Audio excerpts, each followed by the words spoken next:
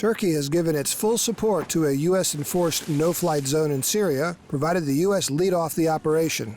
The announcement was an important step forward in international efforts to intervene militarily in Syria, because neither a land nor air operation in the country is likely to be possible without Turkey's assistance.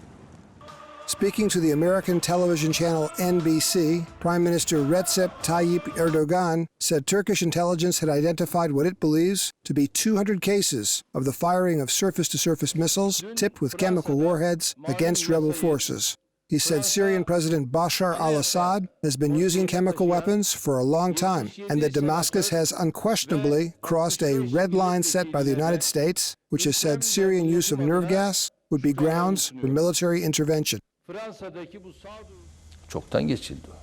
A long time ago. Well, it's not now. It has been passed long time ago. And right from the beginning, there were warnings. They never responded to that. They never responded positively. And always they reacted in contrary. And because in his own memories, he had different things in his mind. He thought that he would sustain, but he's not going to sustain. This is the end of the road. The Syrian regime and rebels have accused each other of the use of chemical weapons, including the deadly gas sarin. Independent reports have confirmed that Syrian civilians and livestock have been killed and injured by chemical agents, and some evidence has pointed to nerve gas exposure.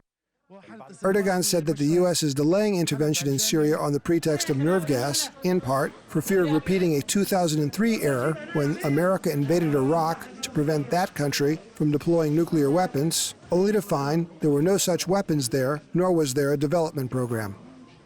Turkey's eastern Incirlik Air Base is a critical foreign outpost for the United States Air Force and Britain's Royal Air Force, who together operate dozens of aircraft from the base all year around, and during surge periods, more than 100 combat aircraft of all types.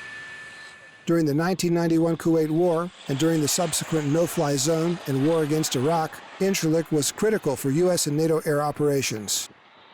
Without access to the base, an international intervention in Syria would be practically impossible, while with it, the fastest United States and Allied airplanes could take off and arrive in Syrian airspace in only a few minutes.